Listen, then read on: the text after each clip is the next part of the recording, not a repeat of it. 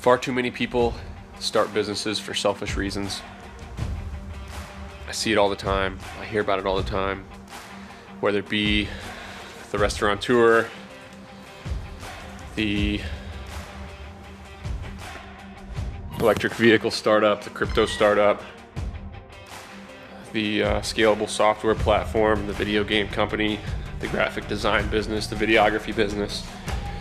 These are all businesses that I don't like. I'm gonna tell you why.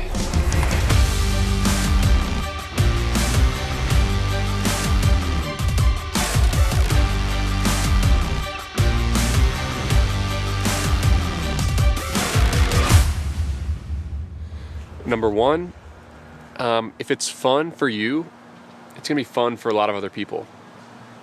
And what that does is it creates a market that doesn't operate as a market should. It creates an emotional market, like the stock market, that it's not based on how well all the companies are doing, it's how everybody feels about how well the companies are doing.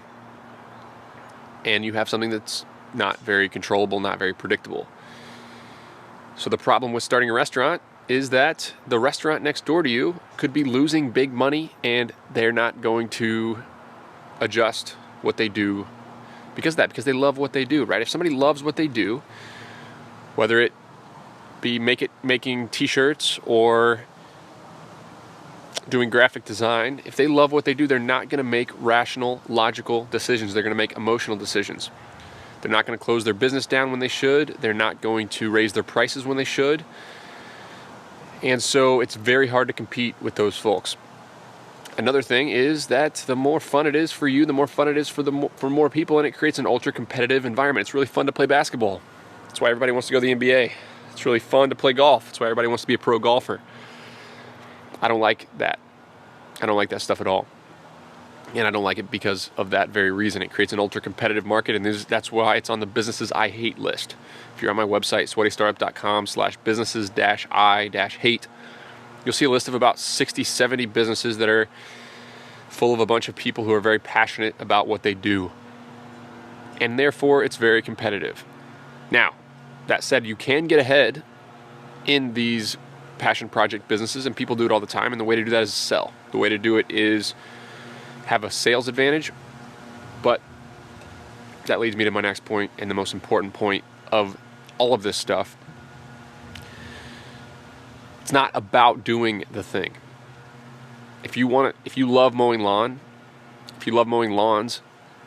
the way to build a successful lawn care business is not to sit on a mower all day. If you love graphic design, the way to build a graphic design company is not to do graphic design all day. You're just an employee. You're creating yourself a job. The person who has the biggest and most profitable lawn care company in Athens, Georgia, is not the best lawnmower. Many times the person has never even been on a lawnmower. Many times the person who runs the best roofing company in Athens has never been on a roof. If you start a business and you're doing it right, 6 months into that business, you're not going to be doing said thing anymore. It's all going to be the same things. Every entrepreneur does the same things, no matter what their business is, whether it be graphic design or scooping poop from people's yards that their dog leaves behind. It's all the same thing about 6 months in, and that is hiring people, training people, managing people, firing people, marketing, sales, problem solving. It's the big 7 right there. That's what you do when you own a business. You don't do the thing. If you do the thing, all you have yourself is a job. You're not going to grow your business. You're not going to make the best decisions. And it goes back to this emotional side of it. People start things that they love doing, and it makes them make very poor decisions. Because when you love doing something, you don't think clearly. You don't think logically. You don't stop doing said thing when you should stop doing said thing and start managing and hiring other people to do it.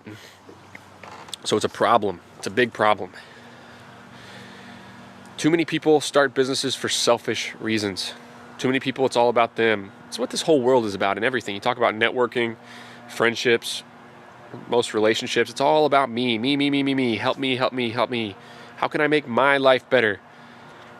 The entrepreneurs that succeed, it's not about them.